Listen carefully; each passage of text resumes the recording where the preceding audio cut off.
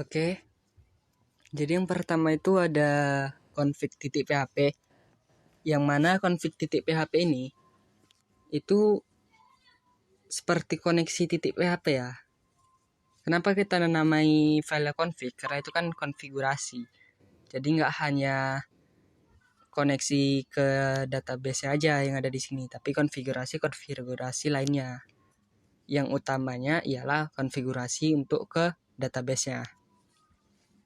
Oke, untuk mengkonfigurasi ke database MySQL, yang diperlukan ialah host, user, path, dan dbname. Dimana itu semua kita jadikan ke dalam sebuah variabel untuk menampung nilainya. Lalu di bawahnya kita membuat sebuah pelaporan kesalahan ya. Jadi misalnya ada error, itu kode programnya nggak bakal berhenti, tapi error yang kayak gini yang ada di ID-nya itu bisa berjalan. Nah, jadi kita menggunakan MySQL report. Lalu di bawah MySQL report, kita menggunakan variabel count untuk menyimpan koneksi ke MySQL. Kenapa kita harus menyimpan koneksi ke MySQL-nya? Karena itu sangat penting untuk di program create, update, karena kita kan pasti nyimpan datanya itu ke database kan. Nah, untuk nyimpan ke database kita perlu koneksi. Makanya koneksinya disimpanlah dulu ke dalam variabel yang namanya count. Untuk melakukan koneksi kita gunakan di sini hostnya, usernya, dan pathnya. Di sini kita nggak langsung masuki database name-nya. Kenapa kita nggak masuki database name-nya? Karena di sini kita mau cek dulu database-nya ada atau tidak ada. Oke, kita lanjut ke if-nya. Nah, di if ini fungsinya untuk memeriksa kesalahan. Ini udah tahulah kalian lah ya. Kita menggunakan variabel count-nya ini untuk melihat koneksinya berhasil atau gagal dengan connect error.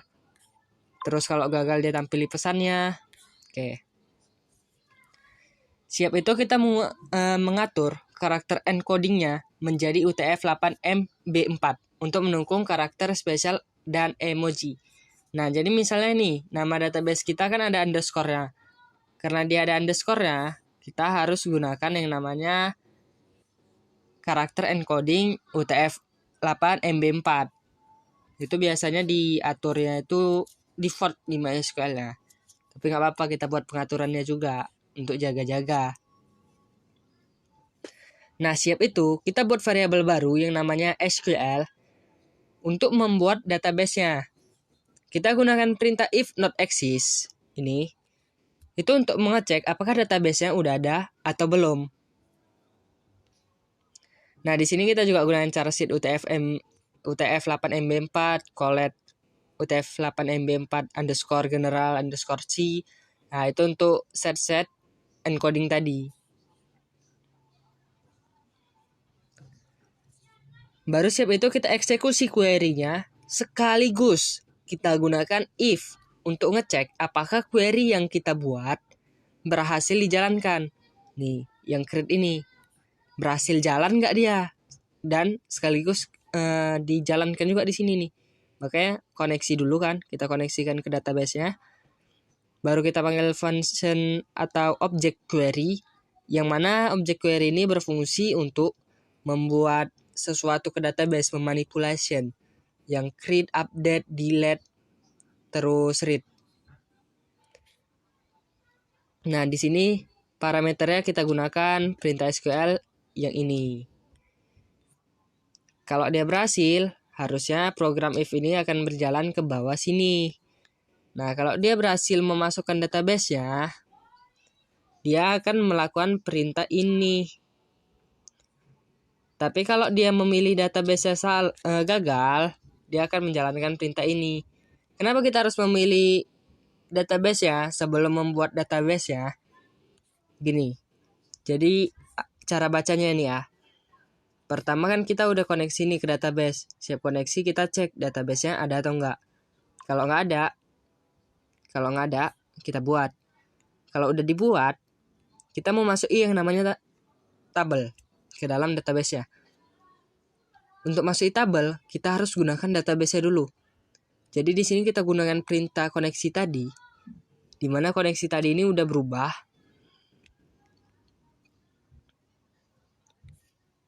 yang udah untuk nge-create ini tadi kan. Nah, di sini kita gunakan select db untuk menggunakan database yang udah kita buat. Oke. Di sini db name-nya. Nah, kalau dia gagal, dia akan menampilkan pesan error. Tapi kalau dia berhasil, dia akan lanjut ke bawah sini. Ini variabel SQL lagi kita buat untuk nyimpan create-nya, create table-nya. Nah, kalau dia berhasil, dia akan menjalankan perintah create table tadi sekaligus diceknya. Kalau gagal, akan menampilkan pesan ini. Kenapa kalau gagal? Karena di sini kita menggunakan operator ya, operator not. Jadi cara bacanya, jika tidak berhasil melakukan query ini ke database kita, tampilkan ini. Tapi jika berhasil, selesai, nggak ada yang ditampili apa-apa. Karena ini file koneksi. Nah, harusnya di sini paham lah ya. Jadi pokoknya dicek dulu database-nya ada atau enggak. Kalau udah dicek, dibuat. Kalau berhasil dibuat, dia bakalan memilih database-nya atau menggunakan database-nya. Kalau udah berhasil digunakan, dia akan membuat tabelnya. Kalau tabelnya udah berhasil digunakan, selesai programnya. Tapi koneksi ke database-nya nggak ditutup. Itu dia kuncinya.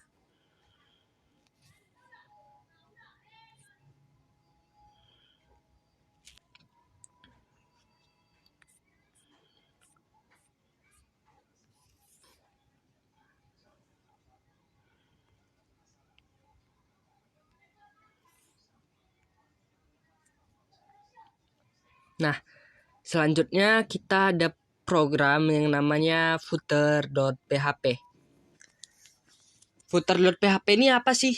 Footer.php ini itu tuh adalah sebuah program yang akan selalu dijalankan di bagian paling bawah dari program kita. Jadi ada yang namanya header.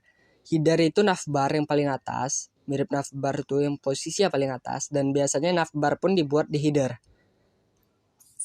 Ada juga footer yang dibuat di paling bawah. Nah, di sini kita pakai yang namanya Bootstrap. Jadi ada yang namanya, kalau pakai Bootstrap kita kan bisa edit ininya. Misal kita mau kasih CSS, backgroundnya hitam. Nah, kita tinggal kasih class bg dark, artinya background hitam. Baru kita kasih teksnya white. Baru kita kasih paddingnya 3. Padding yang mana nih? Padding keseluruhan, kiri, kanan, atas, bawah. Kenapa bisa keseluruhan? Karena nggak diatur itu padding itu apa. Nah, baru kita gunakan MT4. MT4 itu apa? MT4 itu margin top. Nah, jadi jaraknya ke atas itu 4.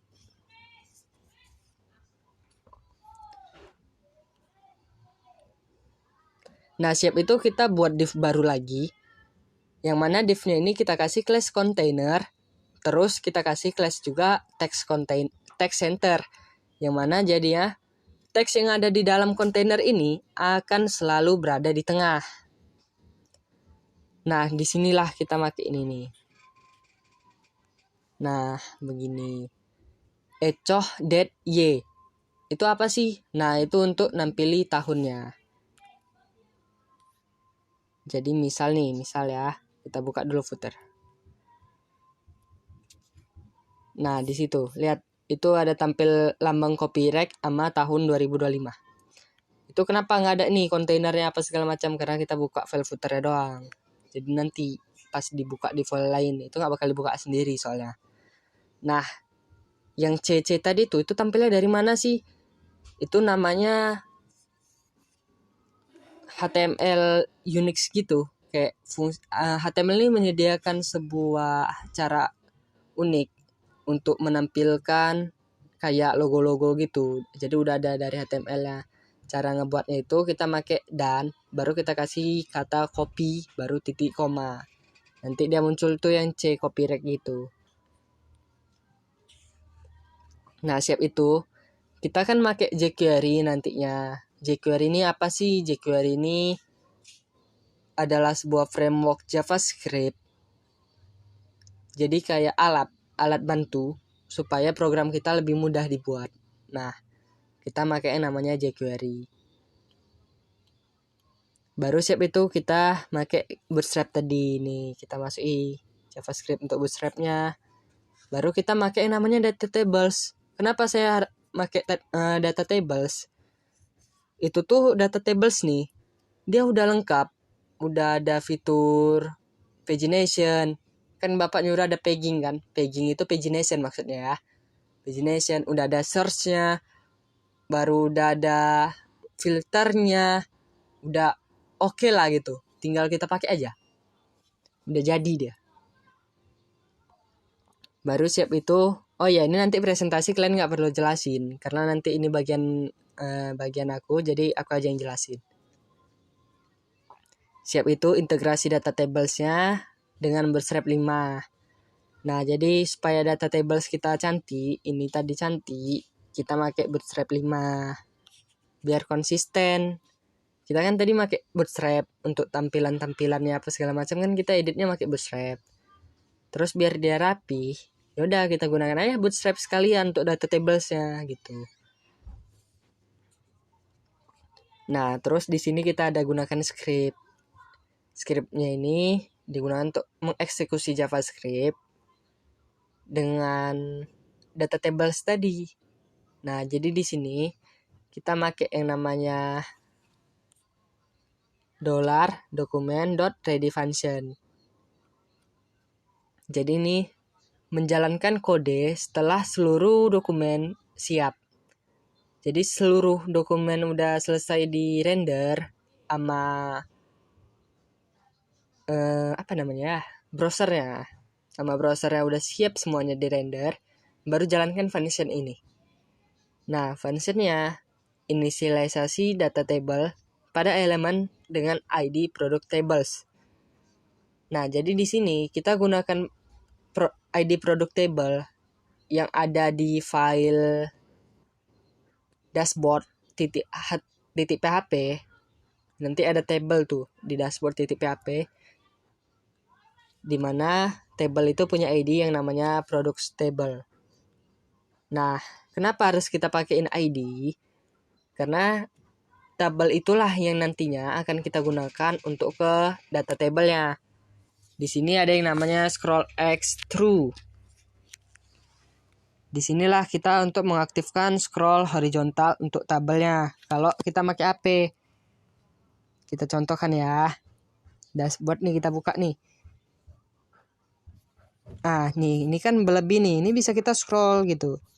Nah, itulah fungsi yang tadi. Terus auto width. Auto width-nya kita false kan. Kenapa kita false kan? Kalau auto width-nya kita jalankan pas ini di HP, ini kan termasuk ke dalam data tables nih untuk pagination, terus search-nya cari produk kan. Terus untuk pagination ini yang bagian bawah itu kan termasuk ke dalam data tables-nya tadi. Kalau auto width-nya kita hidupkan, dia nanti otomatis mengecil sesuai HP kita ini. Terus pas ini di scroll, ini juga ikut ke scroll, jadi nggak bagus, jelek tampilannya. Nah ini nih, lihat nih footernya udah jadi kayak gini nih, udah pas dia.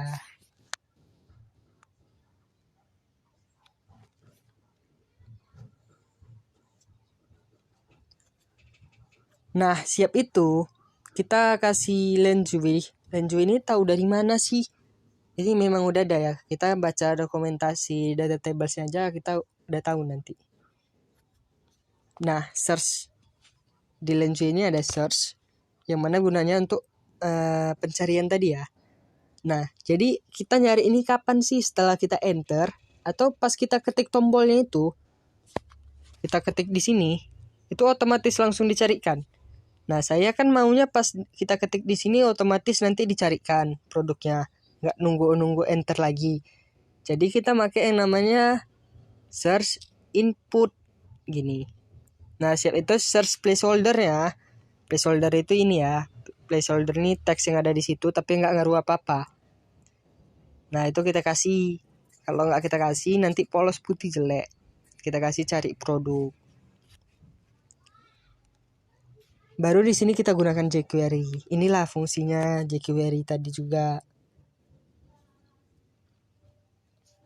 Di sini kita gunakan event saat checkbox select all diklik. Select all-nya yang mana sih? Select all yang ini. Dari mana kita tahu yang itu select all? ID select all-nya itu ada di sini di dashboard seperti yang saya bilang tadi. Nanti ini kita jelasin juga ya. Walaupun ini ya aku juga yang jelasin nanti ke depan, cuman nggak apa-apa kita jelasin.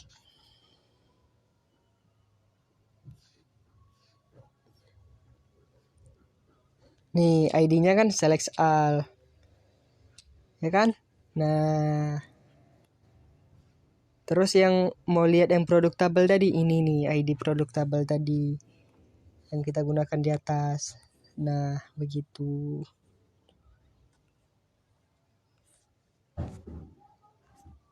Kita balik ya.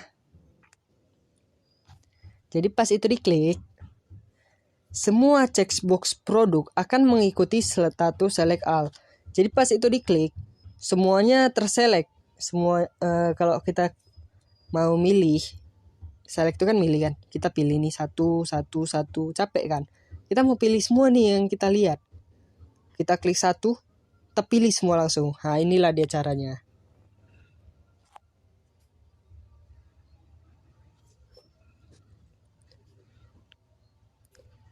Ini nih, kenapa kita pakai this checked ini?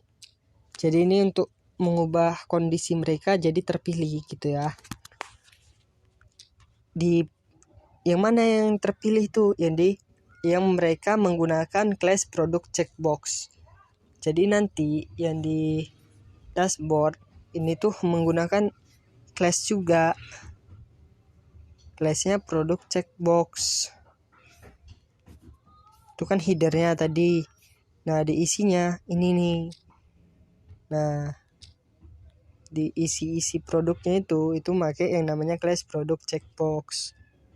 Begitu.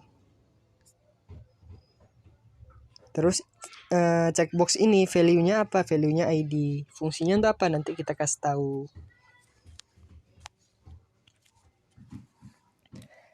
Kayaknya ini videonya pun nggak diedit ya. Capek ngeditnya. Oke. Sekarang kita lihat jQuery yang lain yaitu delete selected. Di sini dia ngelihat saat ID delete selected diklik, dia akan menjalankan sebuah function di mana dia akan membuat sebuah array, variabel array baru yang isinya masih kosong, yang nama variabelnya adalah selected atau bisa dibilang nama array-nya. Lalu siap itu dia akan mengambil produk checkbox ini, produk checkbox. Biar enak, kita jalankan dulu isi dari ininya ya. Banyak yang ngecet cok. Erlanggo. Oke.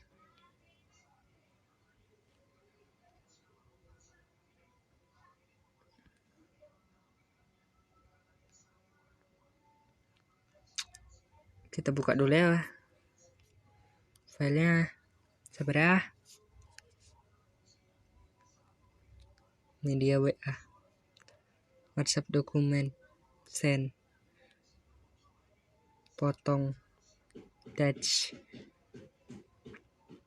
terus yang mana? Flash electric.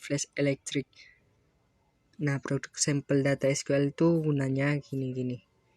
Buat kalian yang penasaran nih, gunanya apa sih? Gunanya itu ini nih. Nah, itu localhost.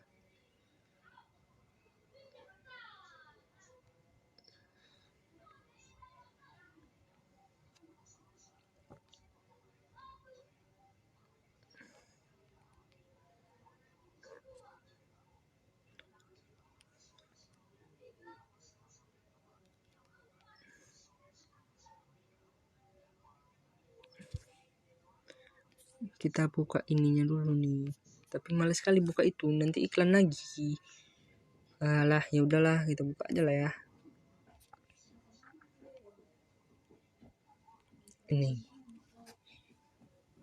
Ini kelemahan aplikasi ini. Kalau dibuka aplikasinya, dia stop, cok. Ada gila-gila ya. Terus dia iklan. Alhamdulillah enggak. Nah, itu cara ngakalinnya ya. Jalani dulu SQL-nya, baru jalani Apache-nya. Cara ngakalin iklan itu.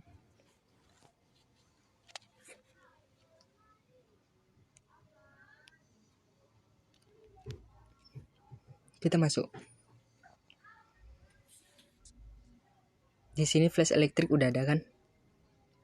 Karena kita udah jalanin config-nya tadi, makanya dia udah ada. Kita buka products-nya. Udah kita buka. Di sini kita pilih import. Oke?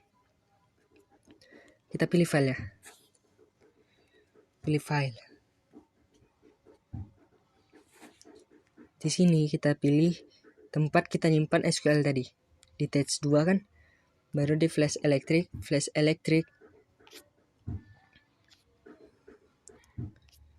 Mana SQL. Nih produk sampel SQL tadi. Kita import.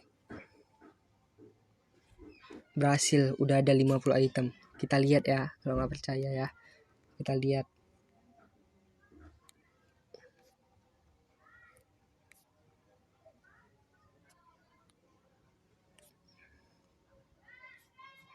Kocak, mati dia, cok.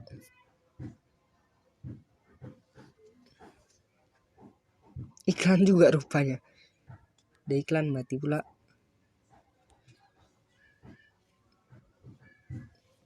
Silkacols.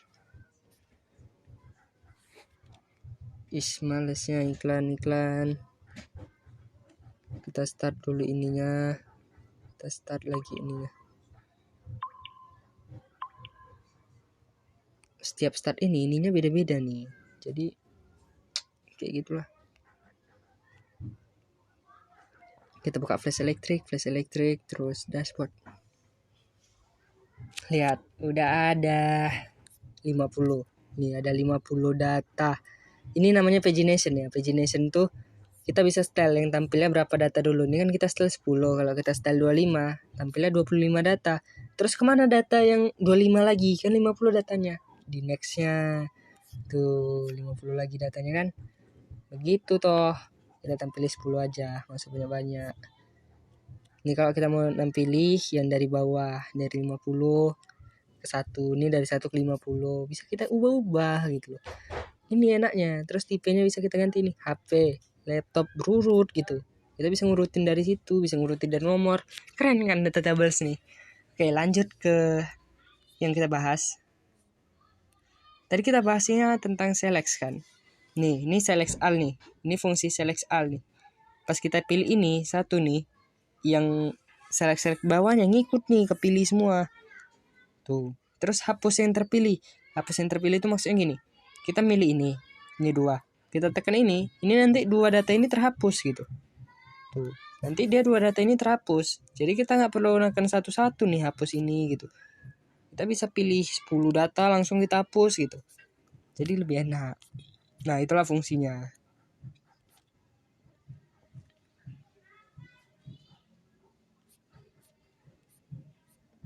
Oke, kita balik ke kode programnya. Masih 2 file. Udah 24 menit.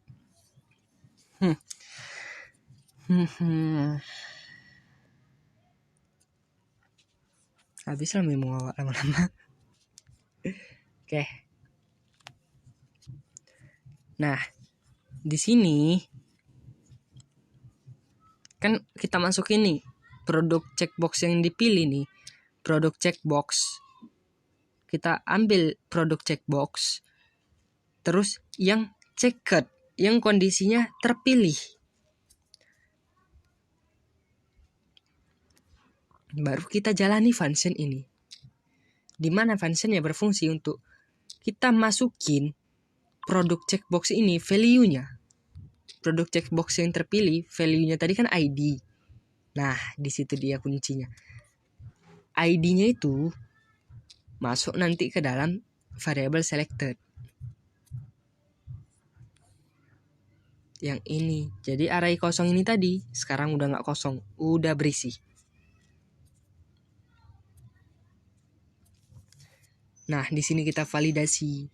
Kalau datanya ada atau lebih panjang dari 0, maka pas kita klik akan menampilkan apakah Anda yakin ingin menghapus data terpilih. Kalau dibilangnya iya, nanti kita bakalan pindahkan ke delete.php. Kenapa kita pindahkan ke delete.php? Karena di sanalah fungsi untuk menghapusnya ada. Itulah alasan kenapa kita pisah-pisah filenya. Nah, di sini nih, ini dia ngirim ke URL-nya, jadi pakai get. Nanti di delete PHP-nya ngambilnya dari get. Kenapa bisa tahu ini dari get? Di sini kita kan pindah nih, window, location, href. Jadi pindahkan Windows kita atau jendela tab kita saat ini ke direktory